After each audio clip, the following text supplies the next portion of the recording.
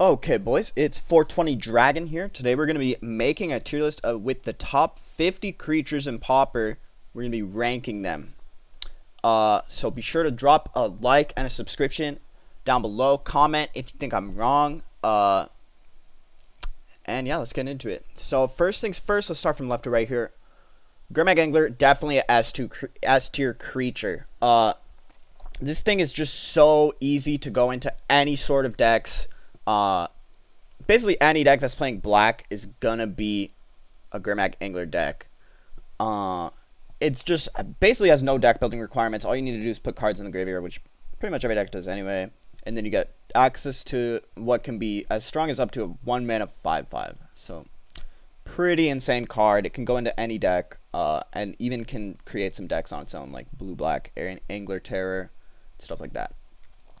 Fairy Miscreant, I think we'll call it Fairy Miscreant C tier. It used to be a lot stronger than it is now, but I think Fairy Seer now kind of outclasses it. But it is a solid role player in its deck. It only really sees play in mono blue fairies nowadays. But I mean, it's a solid role player, but it's not like it's not that strong in general. Annoyed Altisaur, I'll put him in B tier. He kind of does allow the Ponzo decks to exist. It gives them a nice late game. But it's not like super broken or anything. That deck is like, I mean, it's a pretty strong deck, but it's not like a super insane deck, and he really only sees play in the one deck, so we'll call him B tier. Seeker, I think Seeker's also B tier. It's like a solid creature. It does give the Boros decks like a way to not get super clapped by burn. Close the ad, close the ad. To not get super clapped by burn. So he's like, he plays a solid role in the Boros decks, but he's not like super insane, super broken or anything. He does slot into like a couple different decks, but they're mostly all the same sort of archetype with like Boros Bully or Boros Metalcraft or whatever. Which ad? That ad? This ad. Oh, okay. So yeah, so I think he's a solid B tier creature. Thraben Inspector.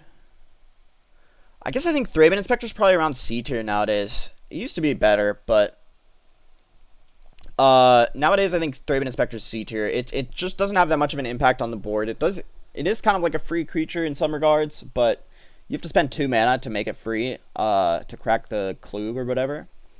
And it's just not that strong. Like, I think Pauper nowadays is a lot more about getting on the board and being ahead on tempo. And Thraben Inspector just doesn't really do anything. It can't attack into like Augs or Seeker or basically anything, and it can't block like anything either. So it's kind of like, yeah, it is kind of a free creature, but it's mostly a useless body. So I think it's C tier. But I mean, it does have its spots where it can be useful, like in whatever Pestilence or red-white strategies. Delver, I think I'll also call C tier. He can be okay in some decks, but I think a lot of the time, like in mono blue and stuff, like it's just not very good. It's not flipping very often. When you do play turn 1 Delver and blind flip at turn 2, it's obviously very strong, but I just think that it's just not that strong nowadays. Like, I don't know, man. What do I think about Delver? I mean, he's okay, but I think he only really slots into like the one deck, the mono blue fairies deck. I guess there is also the newer mono blue Talarian Terror deck, and he's okay in that deck. Yeah, maybe we boom him up to B tier. He's okay. Like, it is a pretty strong threat. It does present a fast clock, but it's not like super insane or whatever. It's not the same sort of build around card that it used to be in the past. Yeah. Spire Golem. I mean, I guess if I'm being realistic, Spire Golem's probably C tier. I do love Spire Golem, but I mean, it only slots into like a couple decks, and it is pretty cuttable in those decks. Like, a lot of the decks that could play Spire Golem don't even play it, like the mono blue Talarian Terror or mono blue Fairies. A lot of the time, they don't even play it. But I do think this card is pretty strong. It can be like, it's a really good blocker. It can be like a 0 mana threat, 1 mana threat for just like a nice big beefy body that can block a lot of the creatures in the format and is able to attack in the air and stuff. Alright, then we go on to Arbor Elf. I think this is a A-tier creature. Arbor Elf basically carries the Ponza archetype. It enables all of their most broken draws with like turn 1 Arbor Elf, turn 2 Utopia Sprawl, Monfoli Acid Masu. It only does see play in the 1 archetype, but it is extremely strong in that archetype and almost solo, like single-handedly carries the archetype. So I think this card deserves at least an A tier. I think if Ponza was a little bit stronger as a deck, you could argue putting it in S tier, but I'll have it in A tier here. Cat is, I think Cat is B tier. It's like I think the only reason that Cat's B tier instead of C tier is because Gates is one of the best decks in the format right now. I think if Gates was a little bit worse of a deck, Cat probably ends up in the C tier, but considering that Gates is a really strong deck and Sacred Cat is like a 4 of in pretty much every Gates deck, it deserves its spot in the B tier. It's a pretty lousy card if you're not having Basilisk Gate in the format, but Basilisk Gate is in the format, so Cat is able to be part of that deck, and it's really a big part of the reason that deck works is because it gets to play Sacred Cat. It's like a sticky threat. You can play it twice. It can get you out of range of burn spells, and it's insanely hard to race against if you're Basilisk Gating a Sacred Cat. Standard Bearer, I mean, I think I put Standard Bearer D tier. It's good in like one matchup, which is like the Bogle's Mirror match, but like pretty much every other matchup is just like a dog shit trash card. So I think it should end up in the D tier. I mean, it's really good in the Bogle's Mirror. Like, it's probably the best card in the Bogle's Mirror, but outside of that one matchup, it's just not a very good card at all. Oggs, I think, can go in A tier. This card can fit into a lot of strategies, like any sort of Talarian Terror deck, Fairies strategies. It's just pretty strong. So I think he deserves a spot in the A tier. He's a good blocker. He's cheap. He replaces himself most of the time. And yeah, I think he's a pretty powerful card and does a lot of work enabling strategies. He's more of like a role player type card, but he's really good at playing his role, so I think I put him in the A tier, and he fits into a lot of decks, so I think he can earn his spot in the A tier. Ninja is either going to be S tier or A tier. It's actually kind of close. I guess I'd say right now Ninja's probably A tier. In the past, like before all this initiative stuff happened, I think I probably would have called Ninja S tier, but right now I think it's just A tier. It's an insanely powerful card, obviously, and does really carry a couple strategies like mono blue fairies and blue red fairies, even the blue black fairies that people used to play. But I think right now the fairies decks are a little bit outclassed by the Talarian Terror strategies, so I think Ninja has to end up in the A tier here. Dawnbringer Cleric, he's either going to be C or D tier for me. I guess he's probably C tier. He's probably lower end of C tier. Like, he has a lot of utility, Dawnbringer, but he's not particularly powerful. He you only really play him when you really need him to like do a certain thing. Like, you want a card that can be playable against burn, but also can destroy a problematic enchantment like Makeshift Munish that would just completely own your deck otherwise. Then Dawnbringer Cleric can be a decent, reasonable main deck inclusion. I think that his versatility is one of the reasons that this card is allowed to see play. If it did any one of those things alone, I don't think it would be very good. But just the fact that it can be either a card that destroys the problematic enchantment or gains life, or in the worst case, exiles a card from the graveyard, gives it enough versatility that I think it's playable and can end up in the C tier. Kanku Artificer, I think this card's going to end up in the B tier. It's definitely more powerful than all the cards in the C tier. And it goes in a pretty more powerful deck too. Like, Affinity is a pretty strong deck. It can even like kind of maybe make some other archetypes. We're not sure yet. It's pretty new to the format. But just making 3/3 indestructible artifact flyers is like pretty strong. I think it's just a step above all the C tier cards. So I'll put it in the B tier. Thorn of the Black Rose is one of the Monarch givers. She is a pretty good one. So I'm thinking maybe A tier, but realistically, I think she's a B tier card. She is one of the better Monarch givers. She has Death Touch, so she can trade with like any sort of big creature, like Angler, 5/5s, Talarian Terror. She can eat any sort of smaller creatures, like 2/2s or whatever. And then giving the Monarch is pretty strong. So I think she's B tier, but you know, if the format swings a certain way, she could move up, but I think right now, just with the speed of the format, it's going to be kind of hard for any of the Monarch cards to like crack into the A or S tier. Alright, so we got the other Cascader. I mean, this card is basically the same as Noid Altasaur. It's just a little cheaper, and I mean, they basically only see play together. They do allow the Ponza deck to exist, so I think it should basically just have like the same ranking as the dinosaur here. Yeah, it's pretty straightforward. And then this guy,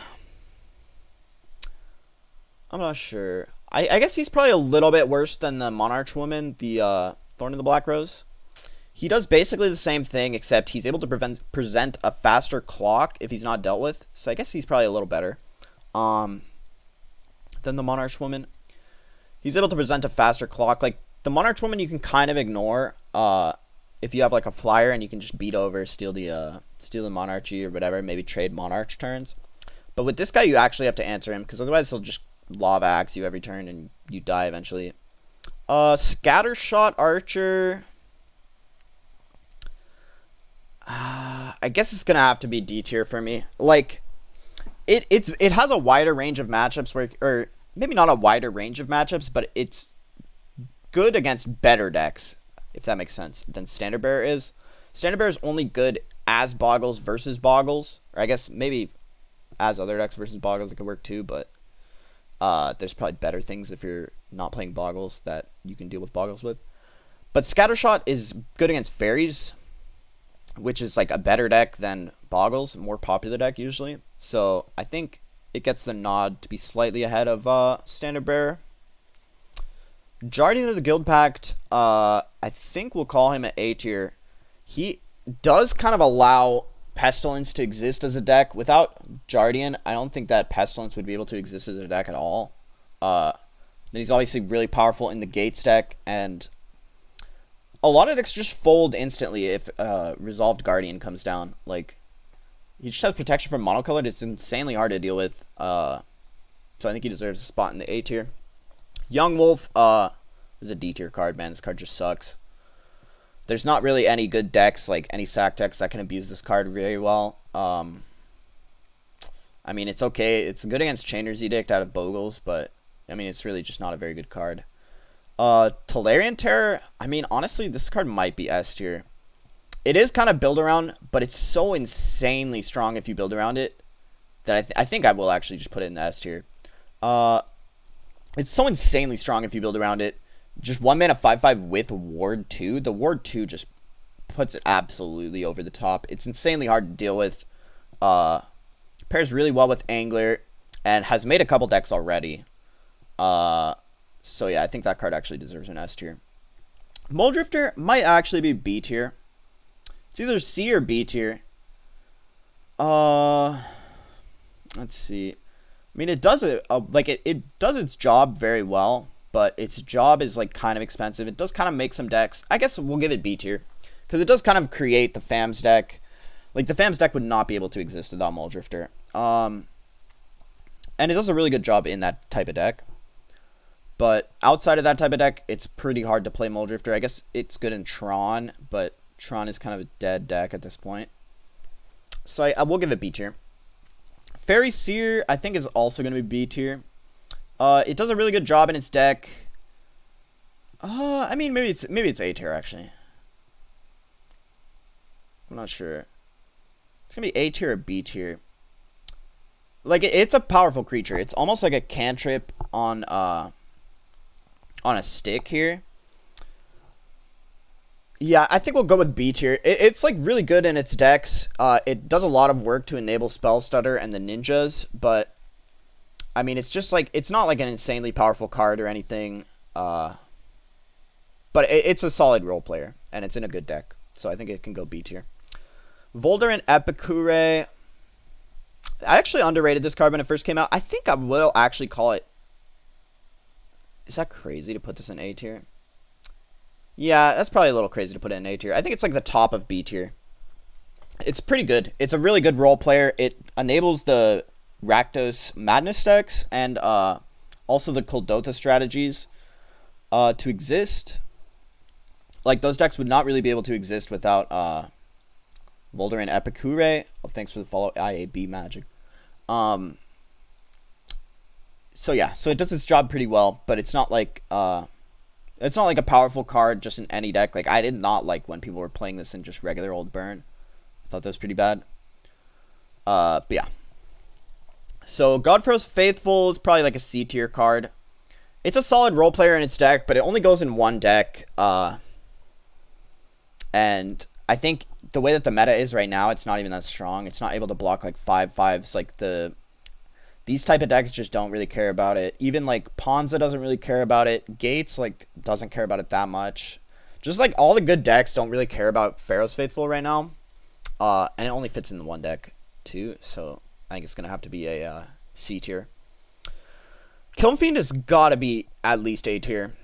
This card just basically single-handedly makes the Kiln Fiend strategy work. Just a pretty strong strategy. I think like last season, before all the initiative cards and stuff came out, I probably would have put this in S tier, just because it was like basically one of the best decks in the format. But now it's kind of fallen off a little bit, but I still give it the A tier because it's an insanely powerful card. It does single-handedly make the Kiln Fiend strategy work, the Blitz strategy. So we'll give it A tier. It's very powerful. Ginger Brute's a D tier card, man. Like, I can't put this card higher than D tier.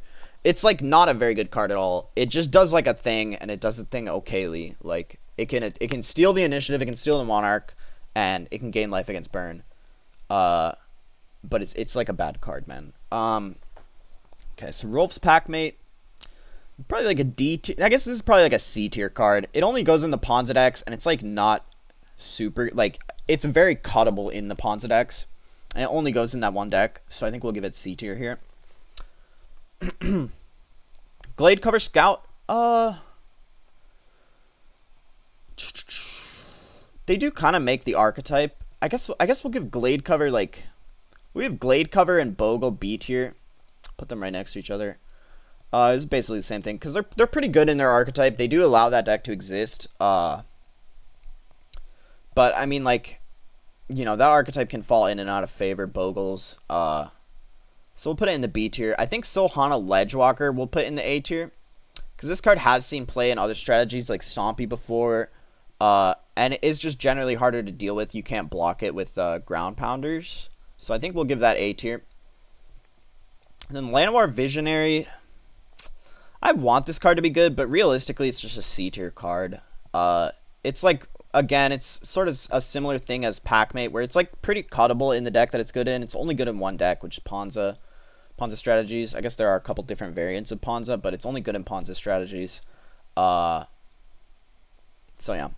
Gorilla Shaman, I guess he's fallen off a bit. He's probably B tier. He is a sideboard card, but he's one of the all-time greats of the Pauper format. He's just able to sort of keep Affinity in check, even though they have the indestructible lands nowadays. Gorilla Shaman is still a major threat and can absolutely win games on the spot versus Affinity sometimes.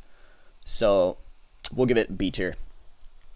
Kitchen Imp is actually gotta be like A tier at least. I guess we'll give it A tier. It's probably lower end of A tier nowadays. Again, like a month ago, I probably would have given it like higher tier, A tier, or maybe even S tier, because this card just is insanely powerful in the Red-Black Madness strategy. And that strategy is pretty good. So I'll give it the A tier here. It's a really powerful card, man. Just able to come down with flying and haste. It just sets the Black-Red Madness apart from the regular burn decks, where they're able to gain value and present a recursive clock. Like, it's not the sort of thing where the Imp deals 3 damage to you and then it's gone. It's like, it deals 2 damage to you and you have to keep removal in your deck. And, like, if you don't deal with it, you just basically lose on the spot. Festival Crasher is solid B tier. He really did help out the Kiln Fiend deck a lot, just by being, like, sort of another copy of a worse Kiln Fiend. So I think he deserves a spot in the B tier for that. This guy, what the fuck is this guy called? Lunarch Veteran. This guy's a C tier for me. He's not that good. Like, he's okay. He's a solid role player in his decks. He's got like 1 or 2 decks, but they're kind of like mid-low tier-ish decks.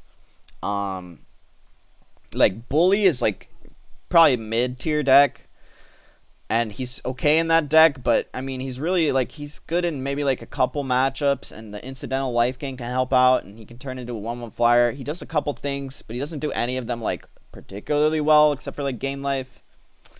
And he only sees playing like a couple decks that are mostly not the best decks, so I think he can get a spot in the C tier.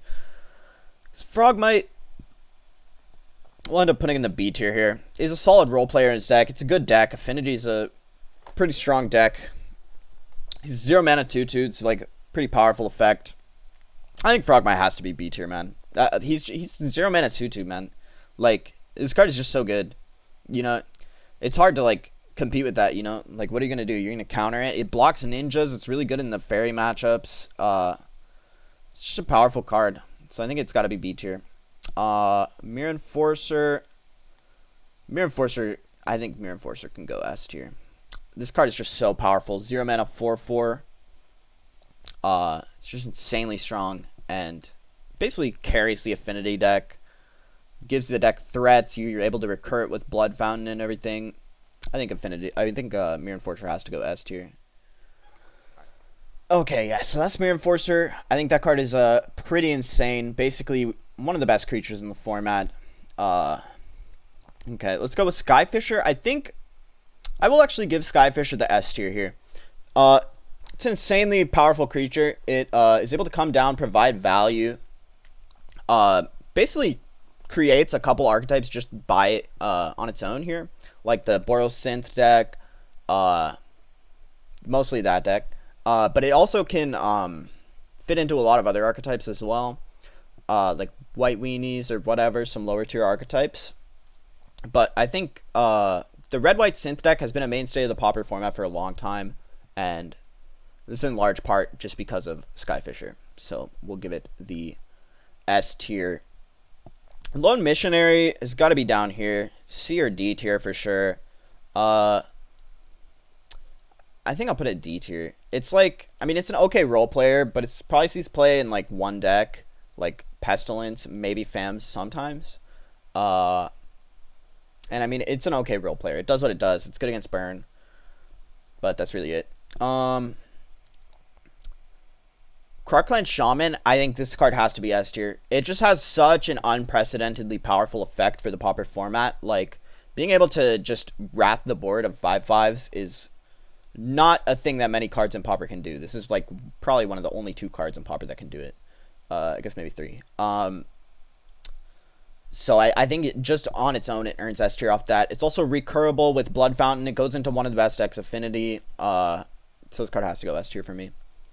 Moon Circuit Hacker, I think this card's just going to go right up there with Ninja of the Deep Hours. It's probably a little bit worse than Ninja of the Deep Hours, but it's really strong. Able to return Spell Stutter to the hand or whatever, and draw a card the turn it comes down, and then just be sort of an annoying Merfolk Looter type card. This card's pretty strong. Glint Hawk is going to be A tier for me. Comes down really cheap. Generates a lot of value, especially with Experimental Synthesizer. Has been a mainstay of the format for many years. And similar to Skyfisher, creates an archetype on its own. The only reason Skyfisher is getting the nod into S tier is because Skyfisher is able to go into more decks, whereas Glint Hawk requires you to be artifact focused. Squadron Hawk will throw in the B tier. It like similar to Cat, it's in the Gates deck, which is a pretty strong deck in the format, but I think outside of the Gates deck, it's kind of hard to play Squadron Hawk. You can play it in the Bully deck, which is like okay, this is a sort of mid-tier deck. But I think the Gates deck is really what allows this card to be placed in the B tier. With Basilisk Gate, it's just very strong. I think if this card was able to see play like without Basilisk Gate in a high tier deck, I could see putting it in A or S tier, but it really does rely on Basilisk Gate pretty heavily, so it's going to go B tier for me. And then here, Monastery Swift Spear, this card's going to have to be S tier. This basically just single-handedly makes the red aggro decks work. Like, Kuldotha Red would not be able to exist without Swift Spear. Swift Spear also is really good in, what is it called? Kiln Fiend as well. And can even see play in some sort of the red-white decks. So I think this card has a lot of wide-ranging applications in that regard. It's able to go into a lot of different decks, and then it definitely creates some decks on its own. So it's got to earn an S tier slot for me. Underworld Ragehound. I think this card's a C tier card for me. It's like pretty good. It's probably top of C tier, but only one deck really uses it, and it's just like a role player sideboard card-ish in that deck. It's pretty good at doing what it does, but no, maybe. But I like, it's not on the same level as the B tier cards. Like, the B tier cards are like good main deck cards, you know, but this card is like more of like a side deck card. It's not like creating any strategies or anything. It's just helping out the Kiln Fiend deck versus removal matchups. Spell Stutter has to go S or A tier. I guess right now it's probably A tier card. It's really powerful. It's a really, really powerful card. It's been defining the format for years. It's obviously really good with the ninjas. It's able to basically be a counterspell on a stick. It provides a little bit of pressure. You can ninja it back to rebuy it. It's really powerful. So yeah, I think that earns an A tier. Like, maybe like a month or two ago we would have called it S tier, but I think right now it's just A tier. Archaeomancer. Archaeomancer's got to be a B or C tier card. We'll just put it top of C tier. I mean, maybe B tier. It does sort of create a couple decks. Like, Familiars obviously would not be able to exist without some sort of Archaeomancer type effect. But it's not like super strong deck in the meta right now. So yeah, we'll just put it in the B tier. Freeman Falcon. I don't know why the fuck this card is in the top 50 played cards. So we'll put it down here in the D tier. It's like, I mean, I don't know. It has protection from red. It's good against red decks, I guess. And then this card, I think this card's at least B tier, maybe even A tier. Probably just B tier though. It's a solid role player in the burn strategies, like the Kuldotha red strategies. It's basically just a better version of Thermo Alchemist that has haste essentially. And triggers off of artifacts and stuff like that as well, non-creatures instead of just instants and sorceries. So I think it's B tier. It's a solid playable. And it does help out those decks and allows decks like Kuldotha Red to exist by letting it trigger off of artifacts and stuff. That really helps that deck out. So yeah, that is going to be the Pauper Creatures tier list. Let me know what you guys think down in the comments. Make sure you click subscribe, and you can follow me on Twitch as well at 420 Dragon MTG. And thanks for watching.